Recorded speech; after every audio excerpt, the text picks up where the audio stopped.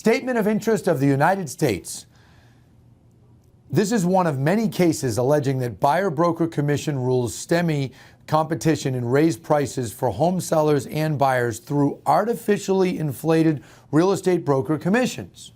In seeking approval for their proposed settlement, the settling parties assert that it will eliminate the allegedly anti-competitive rule at the heart of this action. This is not accurate. Far from curing the rule's defects, the proposed settlement perpetuates the very same competitive concerns that trouble the current rule, because the proposed settlement is not fair, reasonable, or adequate. That, folks, is the opening paragraph in the Department of Justice's Statement of Interest that they submitted to the court yesterday in the Nozolek MLSPIN case. This is something that we have been waiting for 6 weeks. I had done a video on Sunday predicting that I had a feeling they were going to say they didn't want any offerings of compensation mentioned in the MLS any longer. And they not only did that, but they actually went further. They went even further. They said they don't want sellers offering that out at all. Now, don't mishear me there. They didn't say they have a problem with it being in the transaction, but they don't want it offered. I'm going to get into those details a little bit further.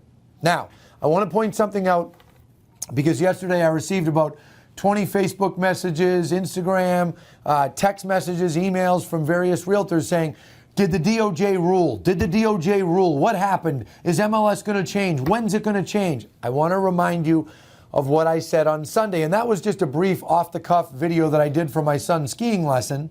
And what I had said was the DOJ was filing a statement of interest, and they were doing that because the judge basically said to them, hey, you guys continue to say you have a problem with these settlements, and if you have a problem with it, it's time that you file how you feel in an official capacity, and you have until February 15th to do that. This does not mean the judge agrees. And even if this judge agrees and tries to force it on the parties, there will be some period of time before these changes occur. And it will likely somehow get connected or consolidated, is the word that keeps coming up with other cases. So this is not going to change overnight. However, if you are a realtor that is at a brokerage that is not talking about this stuff, that is at a brokerage that doesn't seem concerned about this stuff, or you're a broker owner that doesn't really know how to tackle this, you need to start to be concerned. You need to start to pay attention. Because one thing that is for sure, our business is going to change. Just like in the 90s, when we lived through the changes with buyer agency and fiduciary duties and all of these things became a thing, and some people hemmed and hawed then, this is going to go down in history as one of those times that there are historic changes. I read you page 1. Let's move into page 2. Lots and lots of mentions of steering. This is a phrase that has come up many times by plaintiffs' attorneys and various things in the Sitzer-Burnett case, or now it's the Burnett case. But I want to talk about that for a minute, and I want to read this to you. This is a 33-page document. I broke it down to the 12 or so pages I'm going to talk about. The modified rule still gives sellers and their listing brokers a role in setting compensation for buyers' brokers. As long as sellers can make buyer-broker commission offers, they will continue to offer customary, in their quotes, commissions out of fear that buyer brokers will direct buyers away from listings with lower commissions, a well-documented phenomenon known as steering, end quote. So, I have a couple of problems with that. I get their point, but I have a couple of problems. Number one, they say customary. And I'm going to mention it further in this document. They keep, these articles, these things that they peddle in the media, 5 and 6% commissions, these consistent commissions, customary commissions. Folks, we have commission pressure every single day. There's entry-only companies, there's companies charging discounts, and when the market's extremely hot, like it's been in the last 3 years, there's downward pressure on commissions. As I've said before, we wish it was that easy, but it's not. Now I'm going to move on to page 3. Want to read you some of the language. The problem with the proposal here, this is the start of the quote, the problem with the proposal here is it makes cosmetic changes while authorizing the seller to continue to set compensation for the buyer's broker. I don't entirely agree. Buyer's brokers have agreements, many of them, with buyers, and they can work that out amongst themselves. But I hear what they're saying. back into the quote. Instead, the parties could propose an injunction that would prohibit sellers from making commission offers to buyers brokers at all. End of sentence. It doesn't say prohibit from putting it in MLSPIN. It says at all, literally at all. The other part of this I'm going to go into further in the document. That's page 3. Page 4, high commissions worldwide. I just want to fire back on this a little. I think they're copying the playbook of a certain plaintiff's attorney out there, or plaintiff's attorneys in certain cases about commissions. Real estate broker commissions have barely budged from the 5 to 6% charged for decades. It's 2 to 3 times more than other developed countries. Not true. They're failing to mention other things. The Wall Street Journal, I believe it was, did a lengthy article a few months ago, and it was funny. The title was like, America pays more commissions than anyone. Then in the details, well, Japan pays 7.2. The last time I checked, Japan's a developed country. Argentina is, I believe the average is over 6%. So I just wanted to poke a little hole in there. No disrespect to them, but I wanted to point it out. All right, now I'm going to skip to page 7. The Supreme Court ruled in 1950 that the adoption by a local real estate board, the Washington Real Estate Board, of standard rates of commission from its members was illegal. Folks, I have never denied that 30 years before I was born, the realtor associations were doing something wrong, as happened in the early 1900s. Multiple industries, multiple associations did things and pushed envelopes that they should not have 70, 100, and 150 years ago. And that's part of the reason the Sherman Act was put in place, and it was right to be put in place. Okay, but they always seem to mention these things from years ago to paint a picture, and it's like, that was 73 years ago. Okay, that's not happening now. None of our associations are setting fees. None of our associations have these fees set anywhere. Now I'm going to move to page 8. I find page 8, this comment here, to be a little bit of a contradiction, and follow me, it might be a little deep to explain, but I'm going to give it a try. Their commissions were, in parentheses, and continue to be paid by the seller rather than the buyer, rather than directly by the buyer. But any suggestion that a buyer broker services are free or available at no cost is inaccurate and misleading. The buyer broker commission has a very real cost to buyers who ultimately pay through the higher purchase price. I just want to point out, many folks on that side, DOJ, plaintiffs' attorneys, why is it that the seller is paying the buyer? Why is that happening? Why is that happening? And then they say here, the buyer's paying it. Folks, I've made that argument in other videos. That's been, that's an age-old debate of who really pays the commission. Without a buyer coming to the table with money, there is no money to pay anyone. I wanted to point that out. I also want to pick on the part about through higher purchase prices. I don't agree. That's an example of an intricacy or a part of the business that isn't quite understood, or it's being misunderstood. Prices are landing where they are based on supply and demand. That's why they're landing where they are. Very little, if any, impact from commissions. There's pressure on pricing, upward pressure when there's low inventory right now. When there's higher inventory like there was 15 years ago, there's downward pressure. We are in a supply and demand business. Hope that makes sense. Moving on, page 12. Here the settlement is not fair. This is them repeating it, but I'm reading it to you. Not fair, reasonable, or adequate, because it provides no meaningful benefit to class members. It makes insignificant. It makes insignificant and largely cosmetic changes to the rule.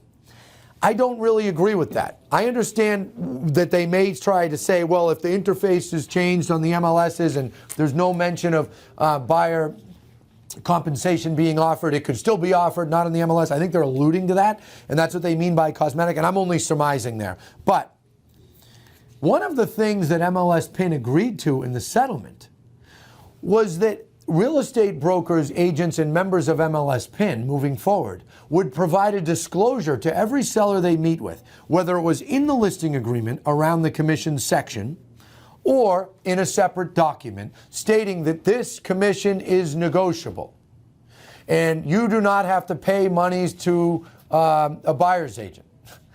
Folks, if that's not the most anti-capitalistic thing I've ever heard of, I don't know what is. That in itself gets in the way of competitiveness, gets in the way of business. When you go to buy a car, do they say to you, yeah, the car costs $30,000, but I just want to give you this disclosure to show you that it's negotiable? What? That's crazy. It's not the case. When you hire someone to do work at your house, when you go to the bank and you want to get a loan, and then they put on your settlement statement that you have to pay the lender's attorney fee, the lender's title insurance, do they give you a disclosure that says, oh, those fees that you're paying on our behalf are negotiable? No, they don't. That's not largely cosmetic. That means that, what, 38,000 members of MLSPIN now when they go on listing agreements have to pull out a disclosure? I can't think of an industry that you're forced to do that. I really can't. And I just named two industries where, well, I gave examples of industries where you don't have to give disclosures, but I gave an example of one industry, the lending world, where you don't have to give disclosures saying, hey, these are the fees you have to pay, but they're negotiable. It's crazy. I don't think we should have agreed to that. MLS should have agreed to that in the settlement, I should say. And I don't agree that that's simply a cosmetic change. I understand they're making an argument to the judge, the Honorable Judge Patty B. Saris. I hope she sees the video. Okay, moving on. Just reading again. The critical issue is not how much a seller should offer a buyer broker, but whether a seller should set buyer broker commission at all. Somewhat of a repeat there, but I wanted to just read it to you. Page 14, that properties listed with lower commissions were less likely to sell and took longer. Well, that's a shock. I've already talked about this in other videos. Folks, and now that I saw this, it makes me hone in on it even more. 2006 to 2011, properties were generally selling slower because of the high inventory market, okay? For some reason, they keep pigeonholing the argument that, oh, well, that's because buyer's agents are avoiding those properties. Not true. What's happening is those sellers are hiring brokers that aren't as good at negotiating, likely aren't doing nearly the amount of marketing. When home sellers work with brokerages, like my brokerage, that is a full service marketing machine, their homes inherently sell for more.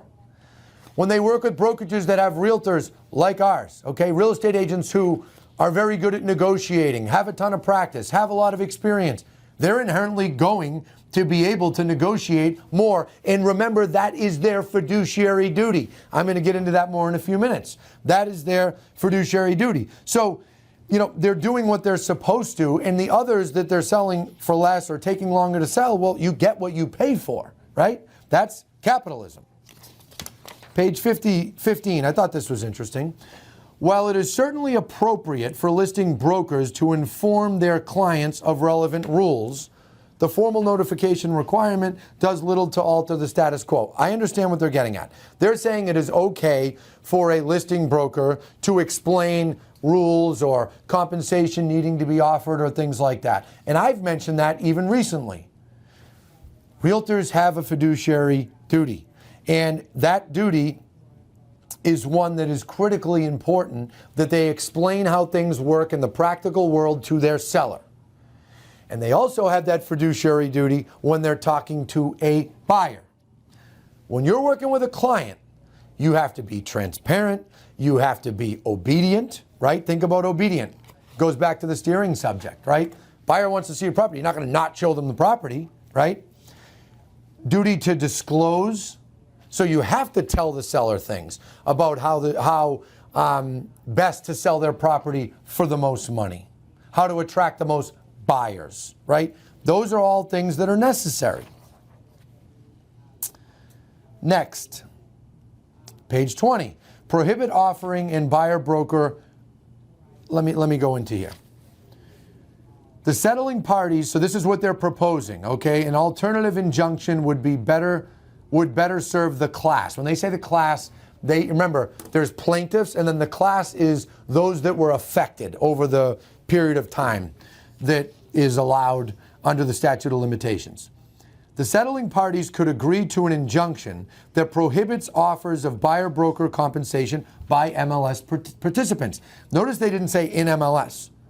Then they go on to say, well, buyers would be responsible for determining the compensation of their broker in a buyer-broker representation contract. So they've clearly done some homework. They've clearly listened to all sides and brushed up on some things. But it's pretty clear they don't want sellers offering it. And they're not limiting that to just in the MLS. Then another part of this, page 20, they get into the Consumer Federation of America. I've mentioned them before. Okay, there's a gentleman there who's done a lot of hard work for many years on behalf of consumers. But I feel that they're missing it on this one. They're missing it on this case because they're not understanding the negative impact that this is going to have on buyers, veterans. Okay, I brought that up in a recent debate I did in Housing Wire. Veterans under the current mortgage finance system are going to have a very hard time with some of these changes. But let me keep going. They do go over an alternative in here which surprised me, but I'm going to get to that.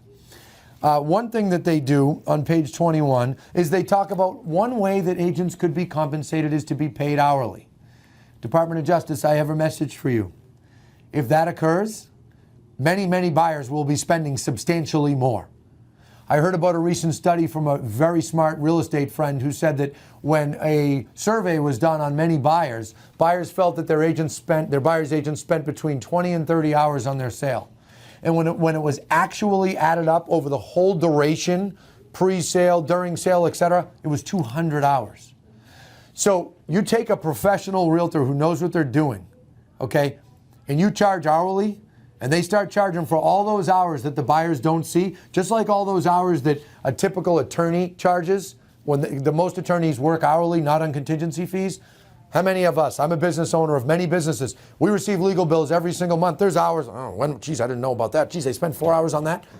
That's what's going to happen. Buyers are going to spend more. And then what I want to know is, when would that be submitted?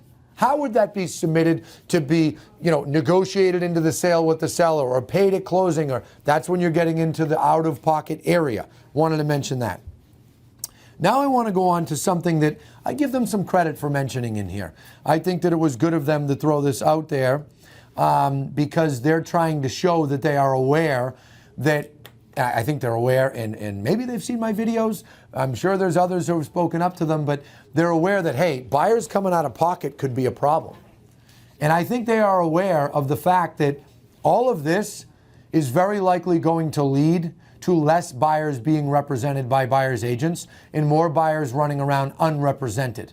That's just a fact. It's going to. And that isn't a good thing. The consumer advocates should be very concerned about that. But let me read this part here. A change that makes it the buyer's responsibility to negotiate broker commissions directly with her, buyer broker, would not force buyers to pay their commissions out of pocket. I found it interesting that they use the out-of-pocket phrase. I've been using that in my videos. Back into the quotes. While some buyers might choose to pay their buyer brokers out of pocket, others might request in an offer that the seller pay a specified amount to the buyer broker from the proceeds of the sale. Thus, that's an important word there, thus, the current practice could continue where the seller factors the commissions into the offer the seller is willing to accept. So that's interesting. And again, I want to say, I think it's good of them to put that in there because entities like this aren't often providing solutions. They're often picking at problems. And I thought it was good of them to put this in there. I will say I did not expect that. And let's face it, folks, that's been the commercial real estate world for decades. Commission, if someone's representing the buyer, they're putting the commission into their offer, they're submitting it, and it's getting negotiated along with the sale. I do believe, realtors that are listening, I do believe that is the world that we are headed to. I don't necessarily think that's a good world for buyers, really even, or sellers, but if that's where we end up, that's where we end up. I'm not the ruler in this, right? I'm not the decider. Is it possible that DOJ could put some rule in place nationally? I assume that would have to be done legislatively. I don't know if they could. But with all that's going on, it's possible that a judge is going to file a ruling. There's going to be a precedent set, and that may stick in some way, shape, or form. So I want to mention what I mentioned earlier, and then I'm going to round out here. Training is key here, folks. Training is key here. We just went through a market for 2 years that running as fast as you could sold you the most homes. We're out of that market. Yeah, we're at the time of year, there's a bit of that going on. Lower inventory in the winter, very few properties getting listed. Agents have to run faster, but by and large, that market's behind us now that rates are up. And as inventory comes up, that'll change. Agents need to be on their toes. Agents need to be taking training serious. Brokerages, broker owners need to be training their agents on how to do this. Much of this stuff I've been training our agents on since 2012. I've been training agents on across the country since 2012. Not on commissions specifically, never on numbers of commissions, but on obtaining buyer contracts, buyer representation agreements, preaching your value, etc. So some of this we've already been doing for more than a decade. And there's some other brokerages out there that have been doing it. To see this document and everything that I'm talking about, including past videos that I had done on the Burnett case and other legal updates that I've done along the way, along with all the backup of things I've ever claimed, like in the debate. I made a lot of statements in there. They were all factual. And the materials for those statements are on recases.com. All you have to do is log on to recases.com. This video will be there. This document the full document will be there. I purposely mentioned the pages for you so that you could pull the document up on a PDF, listen to the video, you don't have to look at me, and scroll and see the language. We may put in a statement or two that I've read over on screen, but it's good of you, if it's good, it would be good for you to read it and see it.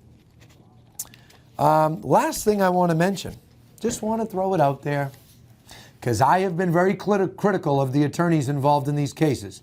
And I want to point out, the DOJ is being critical of them too, and I applaud them for that. I'm going to read the footnotes from page 23. Footnote 18. Plaintiff's counsel has not offered a detailed accounting of how much of the $3 million might ultimately be distributed to the class members, or how much distribution of funds would cost. Counsel's back-of-the-envelope math appears to assume class counsel is awarded 30% of the $3,900,000. Expense reimbursements of $200,000, claims administrative costs $250,000, and the named plaintiffs are awarded $7,500, leaving a balance of $1.6 million in change. With an estimated 280,000 punitive class members, the pre-class member distribution appears to be $5.87 before reasonable distribution costs. Folks, have I been saying for several months that most of this on the attorney's side is a money grab? Okay, I have been saying that, and I haven't been shy about that, and I stand behind it. And I applaud the Department of Justice for calling that out in there. Good job. I also have another message for the Department of Justice.